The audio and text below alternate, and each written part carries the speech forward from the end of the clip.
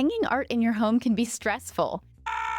In this video, I'll walk you through 3 simple steps that will help you hang the art you love in your home. We'll talk about where to find frames, hanging hardware, and installation.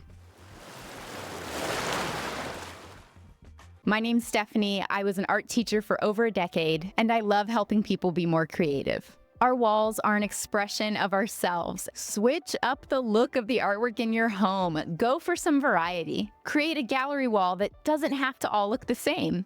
You can use different surfaces for the frames: wood, metal, black, white. Think about hanging small objects or relief sculptures onto your wall, wooden carvings, metal art, and use unconventional things as framed artworks. I've framed the receipt that I got at the SPCA when I got my dog. Maps always make great decoration. Posters from concerts or any old poster can be spruced up with a frame. First up, where to find frames. My ultimate hack for this is yard sales. So if you have a free Saturday, go to the local yard sales and see if there's any artwork in the yard.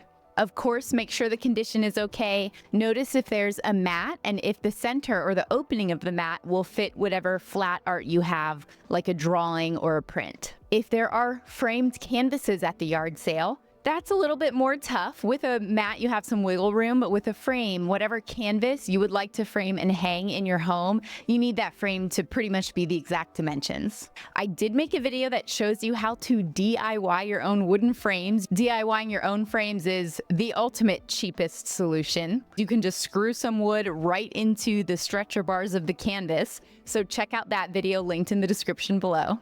After the very inexpensive option of yard sales, there's thrift stores. They are usually full of artwork, lots of different options. If you see glass versus plexiglass, I tend to go with plexi. It's more lightweight and not likely to break. Glass can be very heavy and breaks easily, which is dangerous. With the frames you find at yard sales and thrift stores, keep in mind that if you don't like the color, you can always paint it, especially if it's a wooden frame. Metal frames might be a little more difficult. The next most affordable option, unfortunately, has to be Amazon and Walmart. I've gotten a lot of frames for just a few bucks each, and they come in standard sizes. When you shop there, you can choose your color and get matching sets. So if you're trying to do a gallery wall where all the frames look the same, that might be your next most affordable option. The next option is to go to a framing website. Now, even though these frames can be very expensive, especially if they're large, it still is more affordable than going to your local framer. I love my local framer, and I think you should go there if you have the financial means. But if you're trying to decorate your home on a budget, that local framer with everything custom, hand done, might be the most expensive option. For framing websites, I've used pictureframes.com before, not sponsored. It's just a very simple, straightforward website. Now that you've chosen a frame for any artwork that might need it, let's talk about hanging hardware. This pack from Amazon is really affordable, and it does have everything you need. There's the metal wire that can go across the back of a picture frame. Keep in mind, a secondhand frame that you find at a thrift store or a yard sale may need some hanging hardware installed on the back. If you DIY a frame, you'll definitely need to put your own hanging hardware on there. So the metal wire is an option, and then you have the little piece of metal with the teeth and the little nails that go with it. That's a really easy option to just hammer onto the back of your frame. So let's talk about number 3, installing the art on your wall. You'll really want to consider what's heavy, medium weight, and lightweight. If you have a really heavy artwork, you may want to use an anchor. That's when you drill a pretty good sized hole in the wall with a drill bit, push in the little plastic anchor, and then add a screw into the anchor. This is going to be a really strong foundation for a large heavy artwork, maybe something with a metal frame or with glass. When you're installing heavy artwork, it's also a good idea to look for a stud in the wall. You can use a stud finder, or if you don't have one, knock on the wall. The wooden stud behind the drywall is going to sound less echoey than where you're knocking where there's not a stud.